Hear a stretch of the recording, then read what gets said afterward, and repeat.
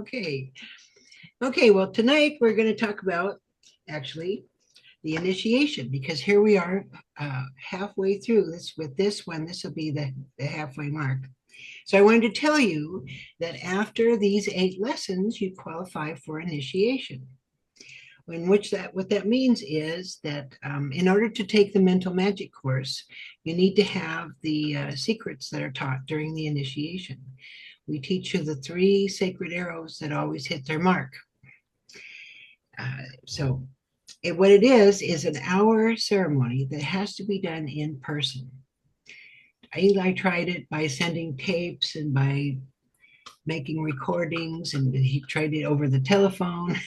It just doesn't work. You have to be there in person. And I've tried it too. I've tried it over the internet. I've tried it different ways. It just, people just don't get it. So it's got to be done in person.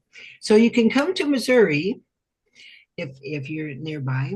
Um, my friend John lives a block and a half away from me. He's got a 2-story house with bedrooms upstairs, separate entrance, and you're welcome to stay there. There's nothing Perfect. fancy. It's there's no TV, but it's a place to stay. If you want to come and get the initiation, that'd be fine. There's restaurants within walking distance. It's not a bed and breakfast or anything, but if he's up in the morning, you might be able to get a cup of coffee from him. So the first 30 minutes of this initiation is a guided meditation where we teach you how to go deep all by yourself. I teach you the secret of how to do that. And then the second half of the ceremony is the actual ceremony itself, where you're taught how to use these 3 sacred arrows. And then you're taught to go practice, go do it. And then you qualify for the Kali lessons, which are the mental magic lessons. And those expand on the things that you learned during your initiation. But the secrets are never spoken of again, only at the initiation. So you have to have that in order to do the Kali lessons. What you need to bring with you when you do this is a printed copy of all 8 philosophy lessons so that whoever is doing your initiation will know that you have had these, these lessons. And you need to bring a medicine name. You need to think of a medicine name that you will use in your magical practice to communicate with the other side. So something from nature, something that's meaningful to you. It's and you can change it. You don't have to keep it forever. If something else comes speaks to you, then you can always change it. And we ask for you to think of a little doodle, a little a drawing of sorts that is kind of like a last name, just in case somebody comes up with the same name that you have, that this little drawing will make it different. And believe it or not, we have 2 people that came up with the same medicine name. So it's always good to have a little doodle at the end of your name to make it just yours. And you'll need to bring a gift of some sort to exchange for the medicine gifts that you're given in the ceremony. It can be something that you find, like a feather or a crystal or rock of some sort, or something you make. Everybody's good at crafts, so that'd be something else. And we always appreciate a donation to offset our expenses for this. So Eli would say, those who love can do little more than to help those coming behind, as they've been helped by the ones who've gone before. And that's what we try to do, is help each other get through this. So if you're interested in initiation, then you should start printing these out and start thinking of a name, so something that you would like to be known as. Okay. Then this is the lesson number 4, all our relations. And this one, we talk about all the critters. In Cherokee mythology, as in that of Indian tribes generally, there is no essential difference between men and animals. We find all creatures alike, living and working together in harmony and mutual helpfulness, until man, by his aggressiveness and disregard for the rights of others, provokes their hostility. So henceforth their lives are apart, but the difference is always one of degree only, because the animals, like the people, are organized into tribes and have, like them, their chiefs and townhouses, their councils and ball plays, and the same hereafter in the darkening land of Yunsi. So have you found that to be true, that your pets and the animals seem like they're pretty much like we are? You know, I've seen otters. Otters will play with a rock. Have you seen that? There's all these wonderful little nature shows that shows all these things. And I don't know. They wolves, have a pecking order. They have the one that they follow, and the one who gets to eat first, and just like all of them. Buzzards, they when you see buzzards, the great big buzzards around something that they found, it's like they're having a big committee meeting. So who's going to have this first? Who's going to do this first? It's funny. So have you had that experience where you can see that animals are pretty much like us? You have an experience you can share?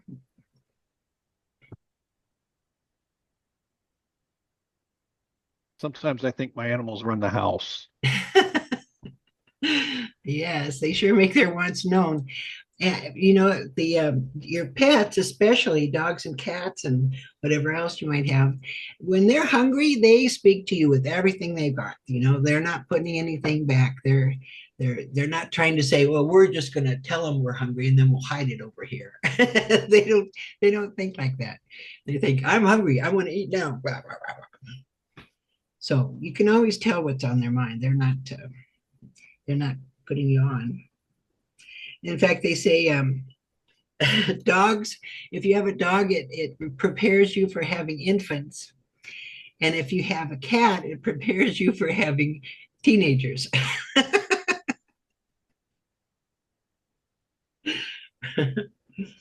Well, the tree of life can be seen as the family tree of the Great Spirit. The Native Americans saw the animals and plants as their true brothers and sisters, each of whom had a special wisdom that made them different from all other life forms. Chief Luther Standing Bear said kinship with all creatures of the earth, sky, and water was a real and active principle. For the animal and bird world, there existed a brotherly feeling that kept the Lakotas safe among them. Have you had an experience with a wild animal, with something out in nature? Oh, Romula, what is your experience? Sorry about that. There you go. Um, well, I actually have them quite often, whether if it's like a bird friend or, or deer or something like that. Simple as like a chipmunk. I would say, what I really enjoy is like when I'm driving and I'm having like some kind of like thought about like, where my direction is, or let's say like I might have a conflict and how like and it's very specific birds too. Like if it's a hawk, it's not just a hawk, it's either like a Cooper hawk or a red tail hawk, and it's also really special when like an eagle comes across, because it's like, okay, like the eagle is the highest to, the great spirit. So like obviously, those certain like interactions, even with them just being themselves in nature, like obviously there's something drawing me to them to make a relation to my own personal life and be like, oh, you know what? Like sometimes I got to be the bigger, better person, or, like just simple things like that. Yes, I found that to be true. That whatever I'm thinking about when I see an eagle, it's like the Great Spirit has blessed that thought. So that's how I think about it. But hawks, and all kinds of birds are messengers, and so they bring you messages. So yeah, well, I had this one experience with this little baby bird that fell out of the tree. I was sitting outside on my porch, and I saw this thing fall. I thought it was a bunch of leaves, but then it started chirping, and I looked over there, and it's this little tiny bird. Didn't have all the feathers. It was kind of fluffy and had a few feathers. And I thought, well, what am I going to do with you? And I could see the mama bird was all excited. Oh my gosh, how am I going to get my baby? And so, but I had always heard that if you pick up a bird, that the mama bird won't like it anymore because it's got human scent on it. And so I didn't know what to do. So I started talking to the bird. What am I going to do with you? You poor little thing. You fell out of the tree. And the bird hopped all the way over to my foot and landed. It ended up on the toe of my shoe. I was still like, I don't know what to do with you. And then just happened to have my friend from down the block stop by, and he didn't hesitate at all. He just picked up that bird and stuck it back in the tree, and the mama was so happy. But I was afraid to do that. So I thought, well, here, this baby bird didn't even have all its feathers, and here it was talking to me. Very funny. Well, the gift of mind has saved us from destruction. It is this gift which makes us different from all the other animals of the world.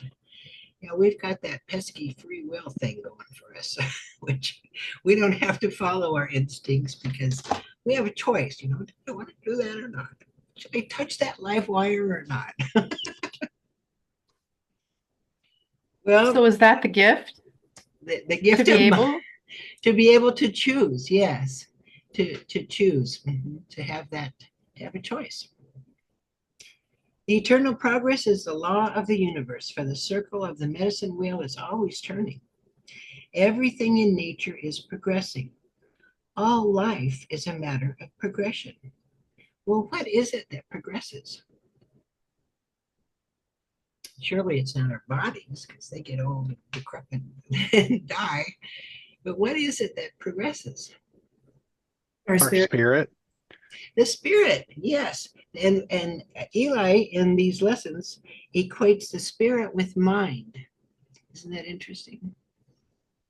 And sorry to interrupt, but does that tie kind of into like what we were talking about in terms of like the circles? Like it's not necessarily a cycle of like, beginning to end, but like, you keep going a cycle and making that completion and then moving up from that standpoint.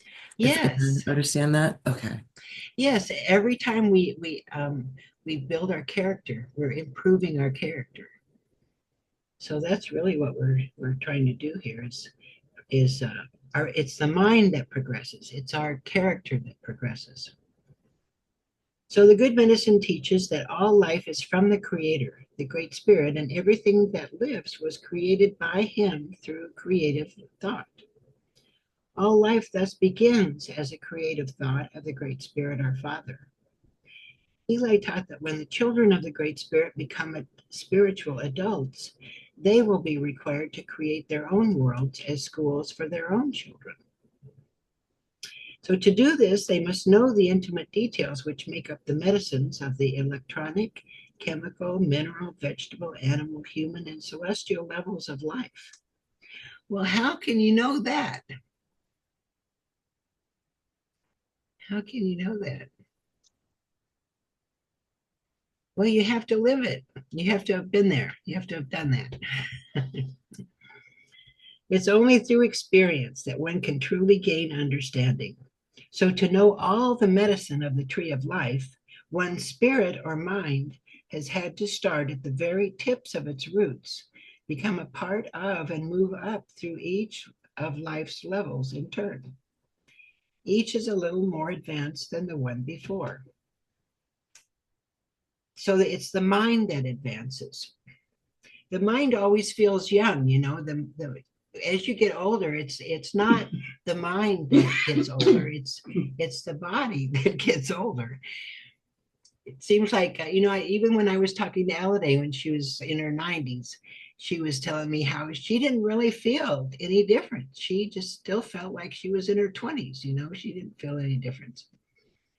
So I think it's not, the mind progresses, it improves in character, but it doesn't get old. It just gets better, it gets more, it gets wiser, it can see deeper.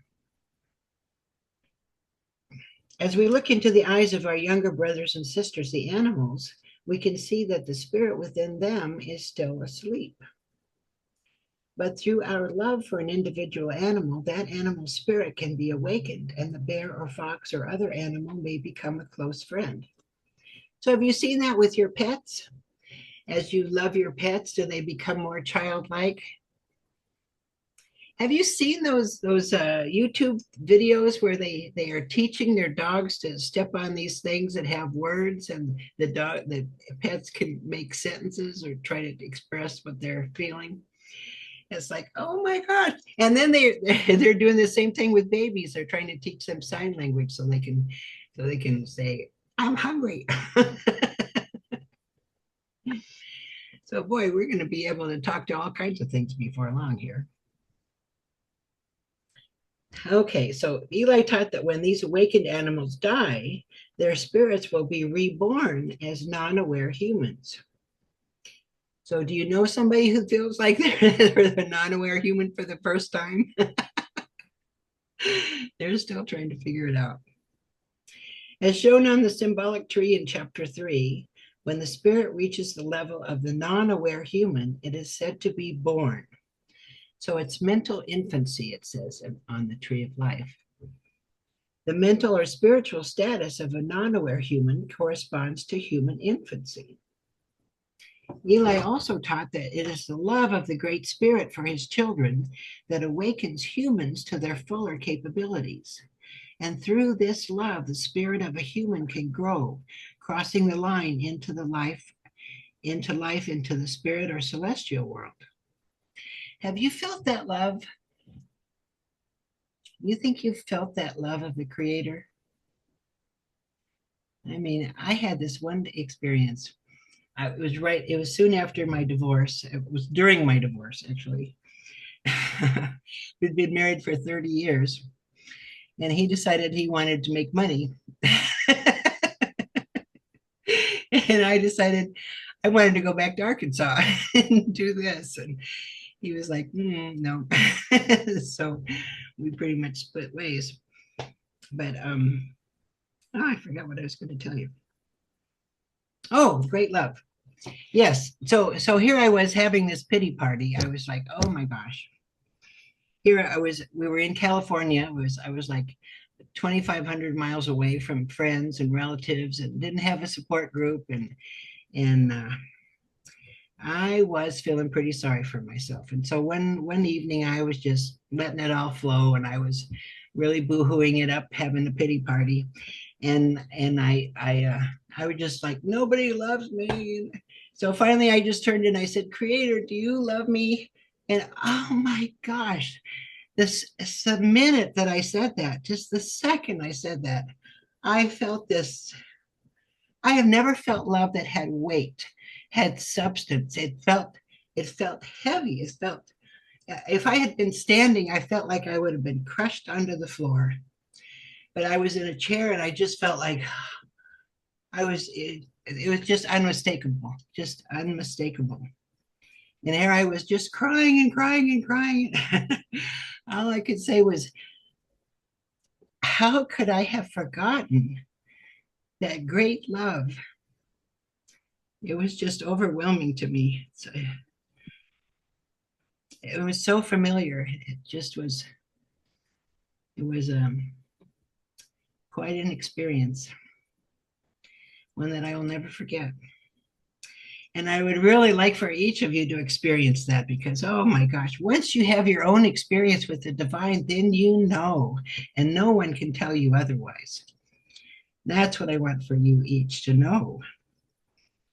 The spirit or mind is taught through the law of consequence, or cause and effect, to a certain level of advancement through karma, right? So if you try it this way and it doesn't work, then you try it a different way. And how do you know that it's not right? Well, like Abraham Lincoln said, when I do good, I feel good, and when I do bad, I feel bad. So you just have to remember that you have an inner guidance system that can tell you these things. And if you feel like you've done a good job, then you probably have. And then when you progress through the law of consequence, then you become aware and thus perceive yourself as a true son or daughter of the Great Spirit, realizing your place upon the great tree. And I think that's what makes the difference between the aware and the non-aware human, is that we realize that we're part of this great family. When through learning and practicing all the gifts of love and wisdom, the spirit reaches perfection as a human, it enters the world of the spirits and is freed from the wheel of human existence. Woohoo! We don't have to go back. But you know what's going to happen? The Great Spirit is going to say, oh, but you know, you can't go on until a third of the people that have ever lived are going to come with you. So you're going to wait for them here, or you're going to go back and help. So what do you think you're going to do? You're going to go, well, I will need a vacation for a while. Then we'll go back. In the celestial world, the spirit is perfected even further towards a perfection which is known by the Great Spirit himself, until it is ready to enter the world of the grandfathers, which lies in another plane of existence. This process has been called the Great Plan, the way to perfection, the way of good medicine, or simply the way.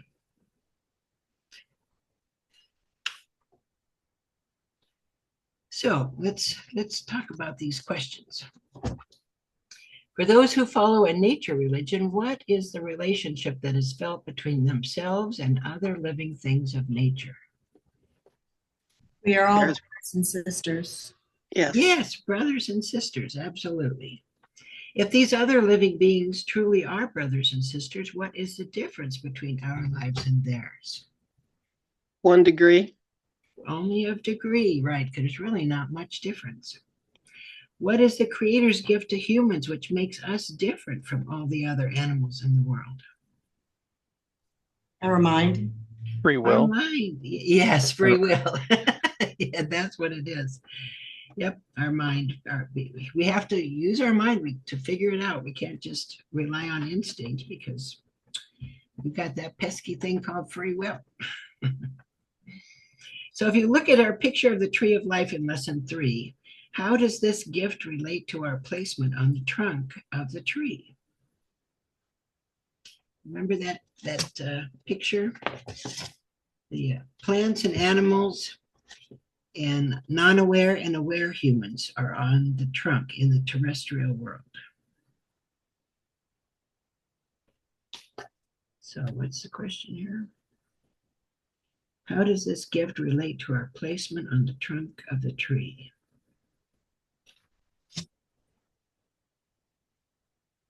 What do you think? Gift of mind. Well, it makes us aware.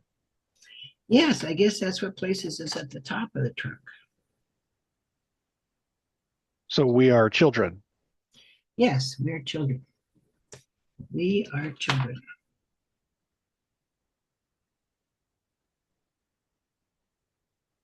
Why do we need those who are spiritually younger on the tree of life? Do we need those guys? All our animals, the plants, and all those guys? So they can teach us. Yeah, we couldn't get along on this world without them. We need them. They help keep everything going. You need all parts of a circle for it to be a circle. That's right. There you go. Yes. So we're taught that all life is a matter of progression. And what is it that progresses? Our spirits. Well, yes, our spirit or our mind. It's actually, Eli equates the spirit with mind, which is kind of an interesting idea. How is this progress recognized? How can you tell you're making progress? Maturity. Okay, maturity. Yeah. So you don't actually react the same way like you did a year ago, or 2 years ago, or 5 years Yes. ago, or Yes. 15 years ago. Mhm. It's the knowledge in the wisdom that you have now. Yes, because you look at things differently. Mhm. The things that you got upset about before, you no longer feel that way about. So yeah, it's a matter of maturity, growing. Mhm. Also, you can see that progress in the things that you're aware of. Like I suppose would be the same thing as spiritual maturity, but you might be aware of more things now, more of the beauty of life. You might enjoy paintings more, or sunsets more, or flowers more, or something. So the awareness is increased. Or you might be more aware of how other people feel. You might be more compassionate. You might be more open to other vibes.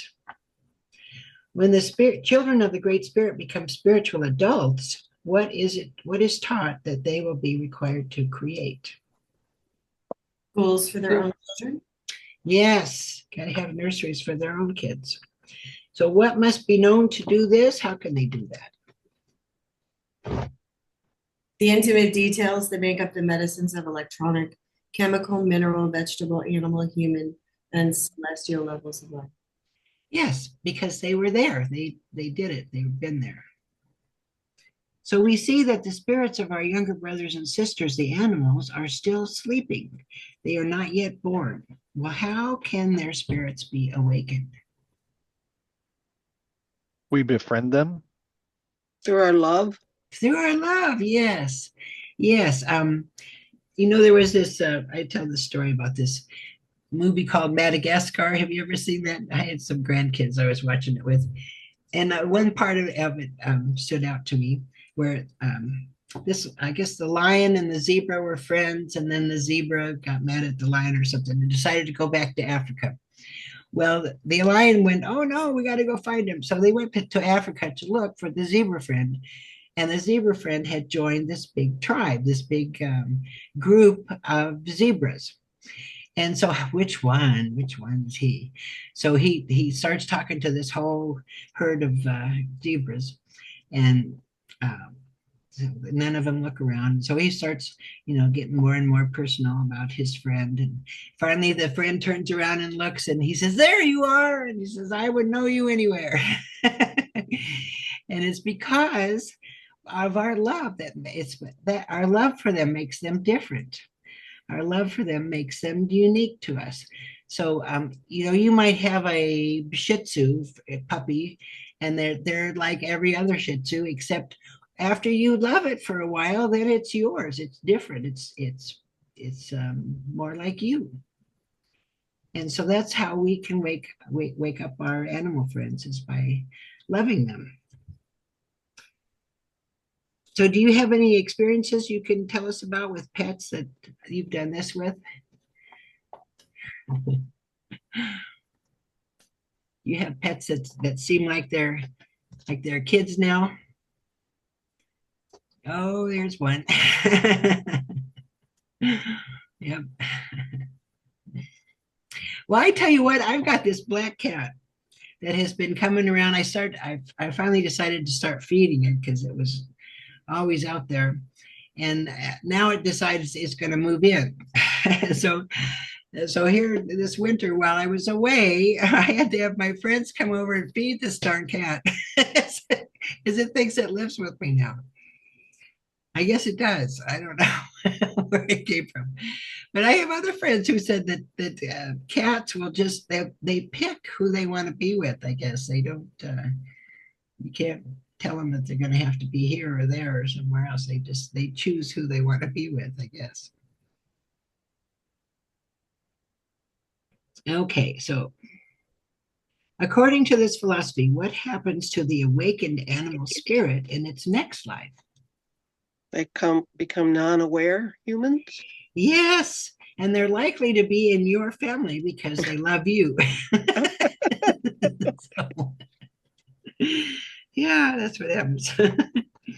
So what is it we can give to our animal brothers and sisters to help them grow spiritually? Love. Love, absolutely love. What is it that awakens us to our fuller capabilities? Love. Love, yes, the love of the Great And Spirit. experience Mhm. Yep. The more love we feel, the more we want to be like that. The more we want more of that. So the law of consequence teaches us until we become aware and realize our place upon the tree. How do we then learn? Does the law of consequence still teach us? Uh,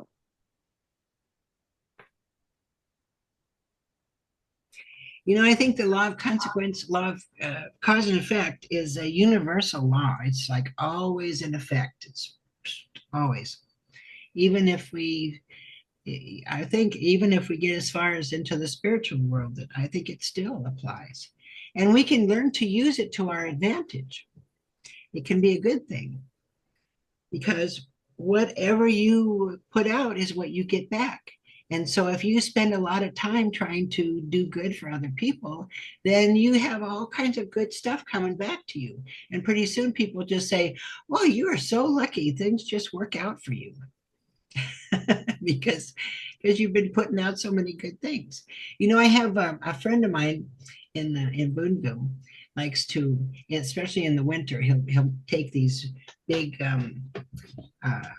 glad bags, these see-through glad bags, and he'll put things in it for those guys that stand out on the corners, and want something or other. So he'll put like a pair of gloves or a pair of socks, or maybe some boxer shorts or something in there, a toothbrush, toothpaste, bar of soap, maybe a washcloth, that kind of thing, just something simple like that, maybe a $5 bill. And then just whenever you get to a place, because not every time when you stop, you're in a good spot to hand them something, but whenever you get to a point where you can, then hand them one of those things. And not for them, do it for you. Do it because it makes you feel good because of the karma that you'll get back. So the law of cause and effect, we can use it to our advantage to accelerate our progress. So what is this progression up the tree of life called? The way, the great plan, the way of the good medicine. Or just the way? Yep. So at studying for next week, it says, please consider and discuss how our deliberate climb up the tree of life helps it to grow. If we're all connected, then us trying to deliberately improve ourselves and give love to our pets, that helps the whole thing to grow. So we're helping our pets to grow and we're trying to improve ourselves. So that makes the whole thing grow. We're all part of the same thing. So do you have any other questions about all our relations and climbing the tree? Well, next week we will talk about how astrology fits into all this. We'll talk about the solar system, the medicine wheel, the circle around the tree. Excuse me, Misty. I'm sorry. Yes. And I apologize if I missed this at the very beginning, but I did not receive today's lesson by email. I don't know whether I was off the list or. Oh, well, I sent it. When did I send it? I sent it yesterday. I didn't Did you- receive it for some Did you reason. guys get it? yes, I had to Okay. search for it, but yeah, I received it yesterday morning. Got it yesterday Okay. morning. I just looked through my whole inbox. I didn't see it. I received 3 and 4 from the other class, but I didn't receive 4 for this class. I tell you what, I have been so, yeah, okay, so I will send that. Do you want me to email you? Yes, that'd be great. Okay. So did anybody else miss it? You have the lesson 3 or 4? Yeah, I did. I missed it. I got 3 and 4 for the Monday class, but not this one. But isn't 3 and 4 for the Monday class the same as our 3 and 4? They're the same Is lesson. it? Yes, it's the same thing. It wasn't Monday- for the Oh. Monday class. It was on employment and Yeah, employment, and that's the one that I got. Yes. Yeah. Yeah, well, that is part of the next class, and I'm in Virginia, you know. That's okay. I That's am not okay. home. How's your It's all right. friend? Well, I think he's going to survive. He had fourth stage kidney failure Oh, and was in the hospital for 3 days, but he's up and around, and I think he's going to make it now. And I'm not so afraid of him dying. I think he's going to make it. So, yay! I can tell because he's become his ornery self, so he's got to be feeling better. Misty, Yes, question about the initiation. yes. Unless you can make it to Missouri, this is it. Well, now I also do some traveling, and whereabouts are you? I'm South Florida. Oh, Florida.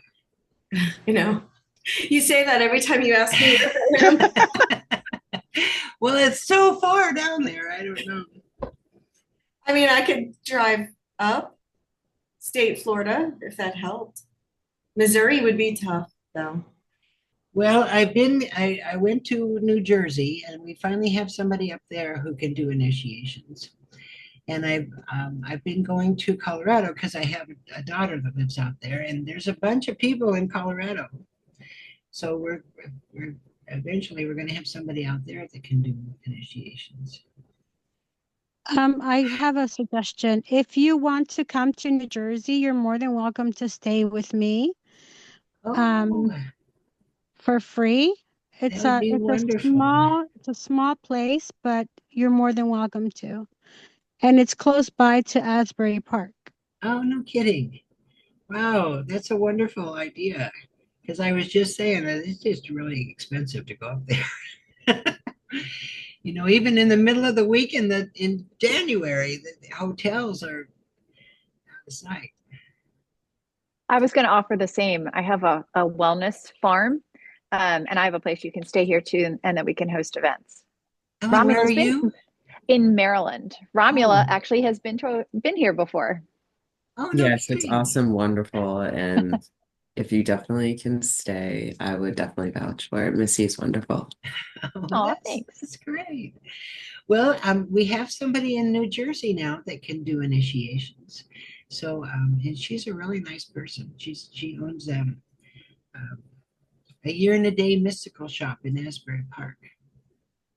So she Right. can- So if the person from Florida wants to come up here and she can do the Yeah. initiation there. could do that That's what I'm there. saying. Mhm. Come up where? To my house in New Jersey. In Jersey. Thank you. Yeah. That's a long way. It's a heck of a long drive. I was hoping we were going to have somebody in Florida, and yeah, in because I know somebody in Crystal Cove, which is in the northern, I guess, north central. And I thought maybe she was going to help us out, but not right now. So maybe you could be the one that can do initiations in the southern Florida. That'd be wonderful. I would love to learn. Yeah, I would do it. definitely need somebody in Florida, that's for sure. I have a 2-bedroom also if you come down. Oh, really? Yes. Well, I might have to do that. I don't mind the drive, you know. I've got this wonderful car that gets 50 miles to the gallon, but it's those horrible hotels that are just killer. So yeah, I might take you up on that one of these days. Come on down. Okay, well, next time we're going to talk about the solar system and how all these planets.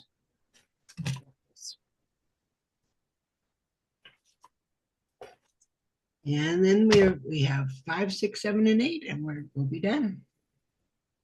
By the end of February, we'll be done. So I'm going to start. I've already started, I guess, the Kaylee. I started at the end. I'm going to turn around and start at the beginning later. So as soon as you get initiated after this class, then you can join that other class. So do you have any other questions about that? I'm sure you'll think of some. Write them down so you don't forget. And I will see you next time. Okay, have a good week. All right, you too. Thanks, Bye-bye. Misty. Thank you. Thank you. Good night. Blessings to everybody. Bye-bye.